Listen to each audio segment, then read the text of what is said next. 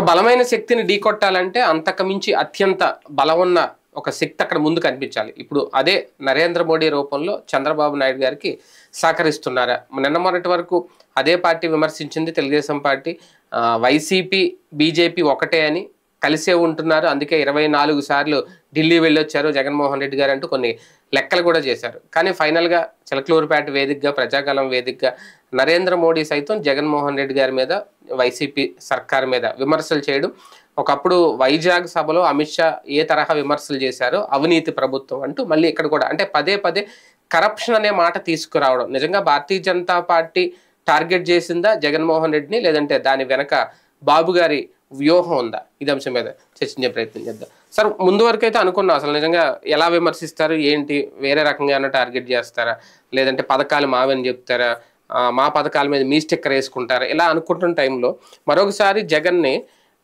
Corruption పేరుతో జగన్ ప్రభుత్వాన్ని అవినీతి ప్రభుత్వం రాజ్యమేలుతుంది రాష్ట్రంలో, ఈ తరహా వ్యాఖ్యలు చేయడం, సేమ్ అవే వ్యాఖ్యలు ఆయన కూడా చేశారు అప్పుడు వైజాగ్లో అమిత్ షా. ఏంటి బీజేపీ వ్యూహం? రాబోయే రోజుల్లో తీవ్రత పెరగచ్చేమో. నిన్న ప్రధానమంత్రి మాట్లాడిన దాంట్లో అయితే సింపుల్గా చెప్పాలంటే జగన్ ఎక్కువగా తిట్టలేదు, చంద్రబాబుని ఎక్కువగా పొగడలేదు. ఇక్కడ మనం చుట్టూ ఆయన మాట్లాడి 2 మొక్కలే. ఒకటి భ్రష్టాచారం, అది కూడా మంత్రులు ఒకళ్ళ మీద ఒకళ్ళు పోటీ పడుతున్నారు, కానీ జగన్ అవినీతి పరుడని అనలా. అవును, అదే జగన్ సర్కార్, అదే వైసీపీ సర్కార్. అదే ఇది ఒకటి. రెండవది వచ్చేటప్పటికి షర్మిల, చంద్రబాబు నాయుడు, పవన్ కళ్యాణ్ ఏమన్నారు, సొంత చెల్లెళ్ళే చేస్తున్నారు, రక్త పూడి తింటున్నాడు జగన్మోహన్ రెడ్డి, అట్లాంటి వాడిని దించేయాలా, వాళ్ళ చెల్లెళ్ళే చెప్తున్నారు కదా అని మాట్లాడుకున్నారు. అదే వేదిక మీద నుంచి మోడీ ఏమన్నారు, వాళ్ళిద్దరు ఒకటే అన్నారు, కొత్త సందేశం ఇచ్చారు. అంతకుముందు కూడా చంద్రబాబు నువ్వు ట్రాప్ లో పడుతున్నావు అని చెప్పాడు, అప్పుడు ఈయన వినలా, ట్రాప్ లో పడ్డాడు హోదా. ఇప్పుడు కూడా ఇది ట్రాప్, జగన్ ట్రాప్ అన్నటువంటిది మోడీ హితబోధ చేస్తున్నాడు చంద్రబాబు. ఈయన అర్థం చేసుకోవాలి. ఎందుకు ఇప్పుడు ఎలక్షన్స్ అప్పుడు నువ్వేం చేస్తావు, అతనేం చేశాడు అన్నటువంటి కంపారిజన్ జనంలోకి తీసుకెళ్ళడం మానేసి, వివేకానంద రెడ్డిని జగన్ మర్డర్ చేయించాడుగా, చేసేసాడు అని చెప్పి జనంలోకి వెళ్ళడం వల్ల వివేకానంద రెడ్డి ఏమన్నా దేవుడా? కానీ ఇక్కడ చిన్న పాయింట్ ఏంటంటే మోడీ చేసిన విమర్శ బాబు గారు చేయలేరేమో అని నా ఒపీనియన్. కాంగ్రెస్ ను దూషించడం, కాంగ్రెస్ వైసీపీ ఒక్కటే అనడం నాకు తెలిసి ఆయన నోటి నుంచి మనం వినలేమేమో.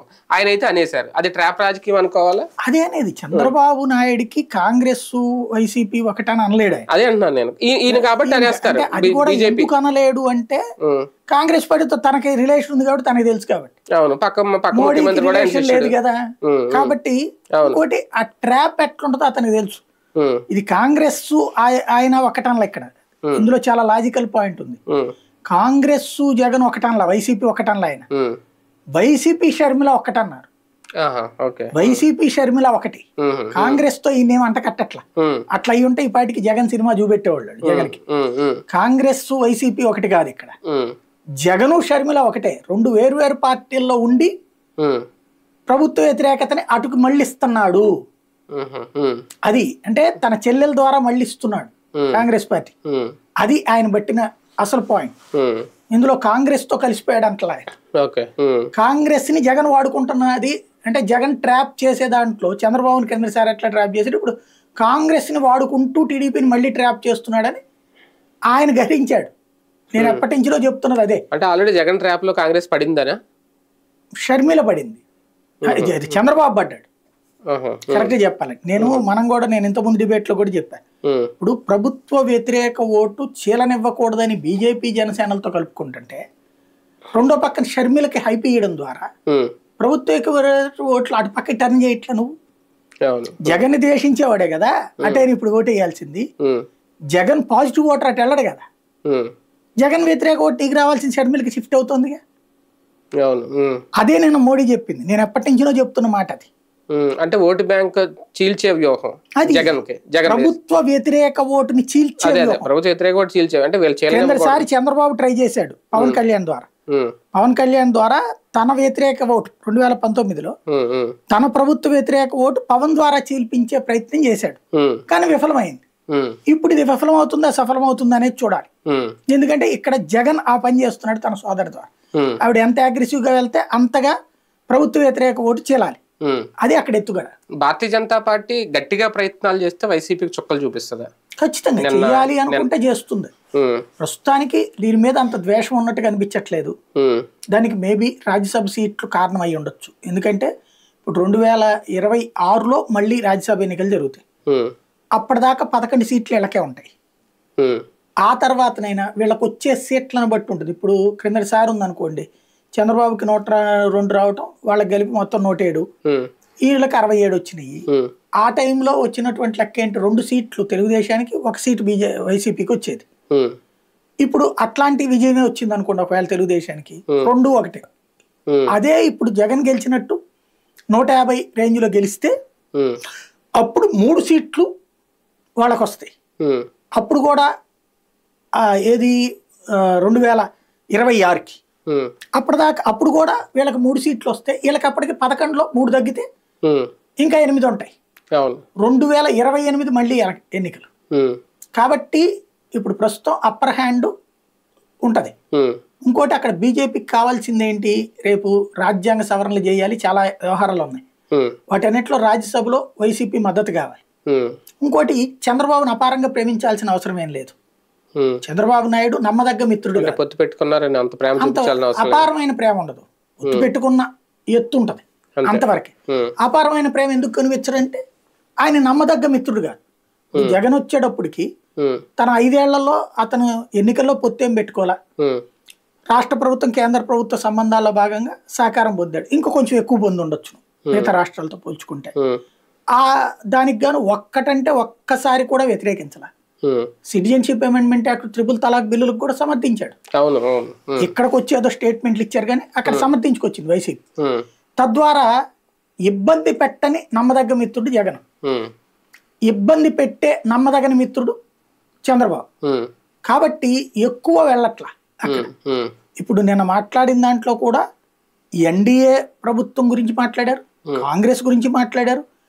ఎన్డీఏ ప్రభుత్వం వస్తే వికసిత భారత్, వికసిత ఆంధ్రప్రదేశ్ అని చెప్పారు.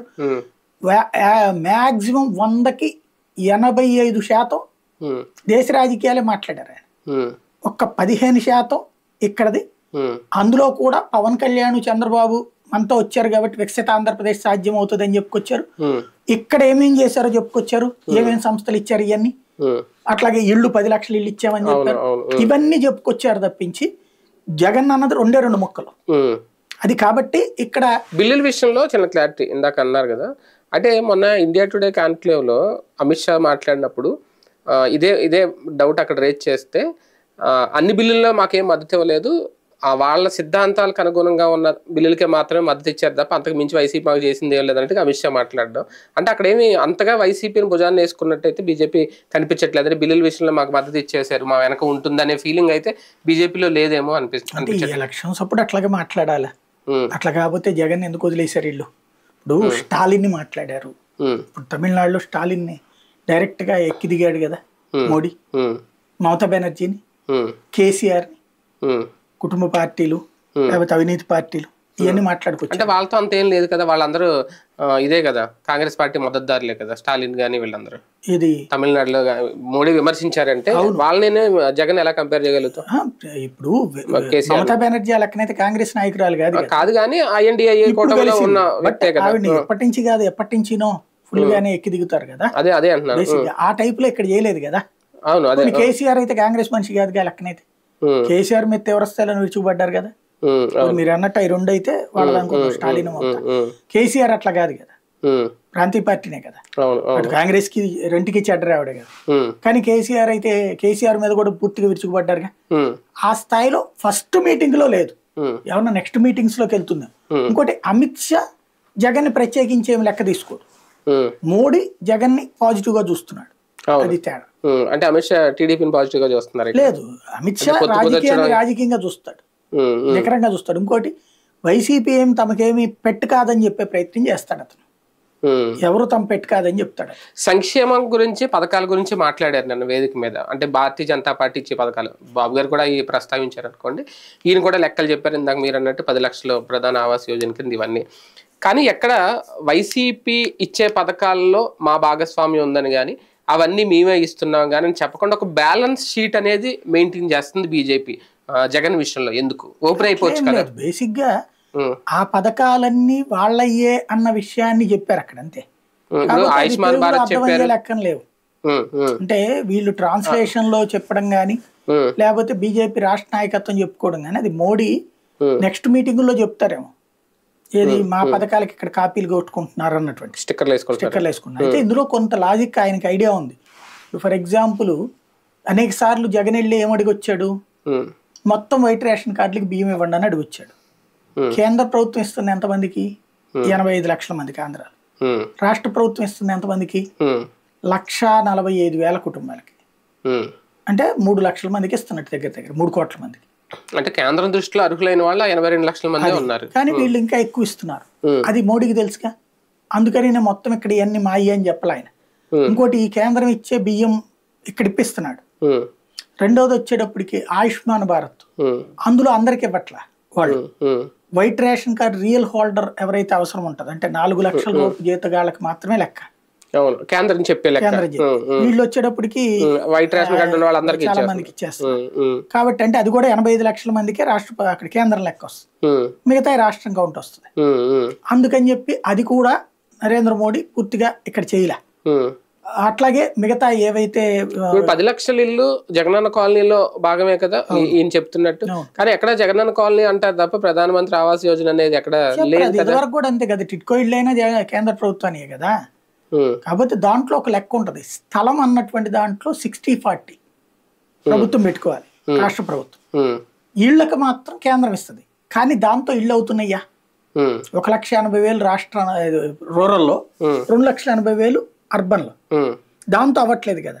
అయితే జనమే పెట్టుకుంటున్నారు, ప్రభుత్వం ఏం పెట్టుకోవట్లా. ఆ విషయం రాబోయే రోజుల్లో చర్చకు వస్తుందేమో. కామన్ గా మాట్లాడారా నరేంద్ర మోడీ డబుల్ ఇంజిన్ సర్కార్ అనే పదం? లేదు అంటే ఆఫ్టర్ రిజల్ట్స్ తర్వాత కొత్త టాపిక్ ఏమన్నా తెర మీదకి వస్తుందా పొత్తులకు సంబంధించి? డబుల్ ఇంజిన్ సర్కార్ అనేది ట్రాన్స్లేషన్ లో ఈవిడ మాట్లాడారు, ఆయన నోట్లో నుంచి వచ్చినట్టు నాకు అనిపించలా, నేను అబ్జర్వ్ చేసిన దాని ప్రకారం. అలాగని వికసిత భారత్, వికసిత ఆంధ్రప్రదేశ్ అని చెప్పారు.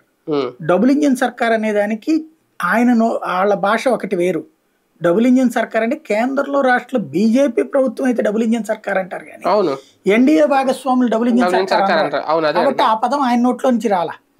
ఈవిడ దాన్ని ట్రాన్స్లేషన్ చేసేటప్పుడు డబుల్ ఇంజిన్ సర్కార్ అని మాట్లాడింది. అంటే అలాగని ఎక్కడ చంద్రబాబును సీఎం చేయండి అనే పదం కూడా ఆయన ఎక్కడ వాడలేదు. అవును, ఎన్డీఏని గెలిపించమంటున్నారు. నిన్న మీటింగ్ చూస్తే సాధారణంగా తెలుగుదేశం పార్టీ డామినేటింగ్ రోల్ పోషిస్తుంది ఎప్పుడైనా సరే. నిన్న చూస్తే మీటింగ్ లో ఇటు ఖర్చేమో తెలుగుదేశాన్ని, జనం గ్యాదరింగ్ తెలుగుదేశాన్ని, భోజనాలు తెలుగుదేశంది, జనసేన వాళ్ళు గెస్ట్లు, భారతీయ జనతా పార్టీకి ఏమో లీడ్ రోల్ ఇచ్చారు. మీరు చూస్తే సభ వేదిక మీద కూడా మొదటి నుంచి అందరినీ పిలవటం ఇదంతా పతిపాటి పొల్లారావు. నరేంద్ర మోడీ స్టేజ్ మీదకి ఎక్కగానే ఆవిడెవరు, నిర్మలా చౌదరిని ఎవరు, ఆవిడ టేకప్ చేసేసి స్టేజీ మీద ఆ ఫోటోలు మారిపోయినాయి. ముందున్నది చంద్రబాబు వీటితో పవన్ కళ్యాణ్తో ఉంటే అది మార్చడమే కదా, గ్రాఫిక్ మార్చడమే కదా. దాంట్లో ఏం సెట్ చేశారు, నరేంద్ర మోడీ, నడ్డా వాళ్ళు బ్యాక్గ్రౌండ్ లో పెద్దయి, చంద్రబాబు నాయుడు, పవన్ కళ్యాణ్ ఈ చిన్న బొమ్మలు ఒక సైడ్ బ్యాక్గ్రౌండ్ డిజిటల్ స్క్రీన్ అది మార్చేశారు. అప్పటిదాకానేమో వీళ్ళది ఒక్కసారిగా మారిపోయింది. అప్పటిదాకా రాష్ట్ర నాయకత్వం బొమ్మలు లేవు, అప్పుడు వచ్చింది ఈ పెద్ద ఫోటోలు ఫుల్ నిలువెత్తుది మోడీను నడ్డా. వాళ్ళు చాలా క్లియర్ గా చెప్పారట, ఎన్డీఏ సభలకి మాత్రమే వస్తారు మోడీ, తెలుగుదేశం సభలకి రారు. కాబట్టి అది ఎన్డీఏ సభగా చెప్పారు మోడీకి, కాబట్టి వచ్చారు. అందుకని ఎన్డీఏ అన్న పాయింటే చెప్పారు తప్పించి తెలుగుదేశం పార్టీ అని చెప్పలే ఆయన. ఎన్డీఏలో తెలుగుదేశం భాగస్వామి అంతే అక్కడ. ఇంకోటి అలా ఇప్పుడు అంతా డామినేటింగ్ రోల్లో ఉంది. వీళ్ళకి లోపల ఒక రకంగా చెప్పాలంటే తెలుగుదేశం పార్టీలో ఉన్నటువంటి వీరాభిమానులకి కడుపులో రగిలిపోతా ఉంది.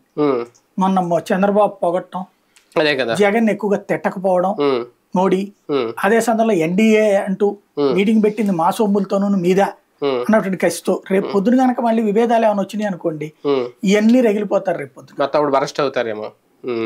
ఎన్డీఏ అంటే వేరు, టీడీపీ అంటే వేరు అన్నట్టుగా ఏమన్నా ఆలోచన చేస్తున్నారా రేపు పొద్దున్న? ఎన్డీఏలో భాగస్వామిగా తెలుగుదేశం వచ్చింది, చేర్చుకున్నారు. ఎన్డీఏలో భాగస్వామిగా వస్తే చేర్చుకున్నారు.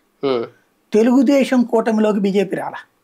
ఇది లాజికల్ పాయింట్. అంటే రేపు పొద్దున్న ఒకవేళ ఓకే వాళ్ళకి సానుకూలంగా ఫలితాలు వస్తే ఎన్ని సీట్లు వచ్చినా సరే రిజల్ట్ అటువైపు అనుకూలంగా ఉంటే భారతీయ జనతా పార్టీ అప్పుడు కొత్త అంశాన్ని తెర మీద తీసుకొస్తుందా? ముఖ్యమంత్రి అభ్యర్థి ఎన్డీఏ కూటమి అభ్యర్థి ఉండాలి అనే ఆలోచన ఏమన్నా చేస్తుందా? అంత సీనియర్ ఉండదండి.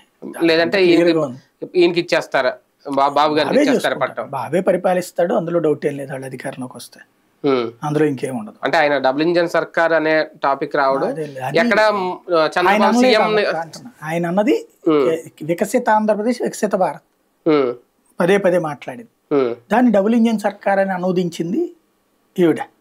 అంటే కనీసం బాబు గారు చేపట్టుకుని ముఖ్యమంత్రిని చేయండి అనే పదం ఎక్కడైనా వస్తుందేమో అని చూసా, రాకపోవడం. అదే చెప్తున్నాను కదా. ఇంకా ప్రస్తుతం ఏంటంటే ఓ రకంగా పెళ్ళయ్యాక విడాకుల కోసం వెళ్ళి కౌన్సిలింగ్లు తీసుకుని ఆ తర్వాత కోర్టులో వాళ్ళు పర్లేదులే, లేదా మీ ఇద్దరు కొన్ని రోజుల పాటు కాపురం చేయండి అంటే కాపురం చేయడానికి వచ్చినప్పుడు ఇద్దరు గతంలోకి మళ్ళీ ప్రేమ చూపించుకోలేరు. ప్రతిదీ అనుమానంగానే ఉంటది. కాకపోతే అట్లాగని సమాజం దృష్టిలో చెడు కాకుండా హాయ్ ఏమండి బాగున్నారా, ఏమే బాగున్నావా, ఇట్లాగ సాగుతుంది ప్రస్తుత బంధం. మళ్ళీ పునఃవివాహం. ఇది ఆ కాపురం వేరే కాపురం చేసి చెడ్డారు కాబట్టి, తెలుగుదేశం చెడింది కాబట్టి వచ్చింది. ఇక్కడ ఏమైపోయిందంటే భర్త రోల్లో బీజేపీ ఉంది కాబట్టి వచ్చింది, కానీ చూద్దాం అనే టైప్ లో ఉంది. ఇది వీళ్ళు భర్త రోల్లో ఉన్నారనుకోండి, వాళ్ళు బతిలాడుతూ వచ్చారనుకోండి, అప్పుడు వాళ్ళు బతిలాడాల్సి వచ్చేది. అప్పుడు డామినేటింగ్ రోల్ ఉంది. ప్రస్తుతం డామినేషన్ రోల్ వాళ్ళది అయ్యింది. అందులో ఇంకోటి వాళ్ళు మళ్ళీ అధికారంలోకి వస్తున్నారు కన్ఫర్మ్. మోడీ మళ్ళీ కాబట్టి వీళ్ళు ఇంకా ఒదిగి ఉండక తప్పట్ల. అవును, అదొక్కటే. కానీ జగన్ గారి విషయంలో ఈ సభ చూశాక వీళ్ళ ముగ్గురు కలవడం, మోడీ గారి మాటలు లేదంటే విమర్శలు అంత స్ట్రాంగ్ గా చేయకపోయినా విమర్శలు, చంద్రబాబు నాయుడు గారు కూడా మొత్తం కేంద్రానికి సంబంధించి పథకాలు, ఏ కోణంలోనైనా ఒక థ్రెట్ స్టార్ట్ అయిందా జగన్ కి? ఖచ్చితంగా. ఇదేం ఆషామాషి కాదు. మొట్టమొదటి సభ మోడీ వచ్చారు. ఇక రాబోయేటువంటి రోజుల్లో కనీసం ఒక 20-30 సభలు ఉంటాయి. మోడీ 2, 3, 4, 5 ఉంటాయి. అంటే ఇలా ముగ్గురుతో కలిసా ఉంటుంది. ముగ్గురుతో కలిసి ఉండేది 2-3 సభలు ఉంటాయి. రోడ్ షోలు అయ్యి ఉంటాయి. ఆ కార్యక్రమాల సందర్భానికి వచ్చేటికి తీవ్రత పెంచుతారు. ఒకేసారి స్టార్టింగే కాదు కాబట్టి ఇది రాబోయే రోజుల్లో దానికి సిద్ధపడాలి వైసీపీ కూడా. అంతే. అంటే ఇప్పటికే చాలా వ్యూహాలు వేసుకున్నారు, సీట్లు కూడా చాలా జాగ్రత్తగా ఎంపిక చేశారు. కానీ అవన్నిటినీ కూటమి డామినేట్ చేస్తుందా? అది చూడాలి. ప్రజలు ఇచ్చే తీర్పు. ఇప్పుడు మోడీ వలన కొంత బెనిఫిట్ ఉంటది ఈ కూటమికి. తటస్థులలో తెలుగుదేశానికి సింపథైజ్ అయితే తెలుగుదేశానికి వేస్తారా, వాళ్ళు బీజేపీ పోటీ చేసే చోట్ల వరకే వేస్తారా అన్న దాని మీదనే విజయ అవకాశాలు ఆధారపడి ఉన్నాయి. జనసేన, భారతీయ జనతా పార్టీలకు సంబంధించిన వాళ్ళు పొత్తుని యాక్సెప్ట్ చేస్తున్నా, పొత్తులో తమ తమ పార్టీలకు అన్యాయం జరిగింది, అవమానం జరిగింది అన్నటువంటి ఫీలింగ్ వాళ్ళలో బలంగా ఉంది. చంద్రబాబు మీద వాళ్ళకేం అపారమైన ప్రేమేం పుట్టుకు రావట్లేదు. ఇప్పుడు వాళ్ళ నాయకులకి గత్యంతరం లేక అక్కడ పొత్తు పెట్టుకున్నారు అన్నటువంటి ఫీలింగ్ కూడా ఉంది. కాబట్టి వాళ్ళు సరే ఎట్లాగో మనోళ్ళు సర్దుకున్నారు కాబట్టి మనం కూడా సర్దుకుందాం అని తటస్థులు ఇటు ఓటేస్తే ఇటుకవుతుంది. లేదు నోటాగా ఉండిపోవడము, లేకపోతే కనుక వైసీపీకి వేస్తే వీళ్ళకి డేంజర్. ఇప్పుడు తెలుగుదేశం బీజేపీ క్యాండిడేట్కి లోకల్ క్యాండిడేట్ తమోడైనప్పుడు తమ కోటేసి రెండోది నోటాకేస్తే పర్లా, వైసీపీకి వేసారంటే నష్టం. అలా జరగకూడదని మాత్రమే కోరుకుంటోంది ఇప్పుడు తెలుగుదేశం. రైట్, చూద్దాం. మొత్తానికి ఈ కూటమి వల్ల లేదంటే మోడీ చంద్రబాబు గారి కలయిక వల్ల నిజంగా జగన్మోహన్ రెడ్డి గారికి వైసీపీకి అంత థ్రెట్ క్రియేట్ అవుతుందా? రేపొద్దున్న ఓటమి పాలయ్యేంత ఉంటుందా, లేదంటే స్థానాలు భారీగా తగ్గించుకునేంతగా ఉంటుందా? ప్రజలు డిసైడ్ చేయాలి. ఏం జరుగుతుందో చూద్దాం.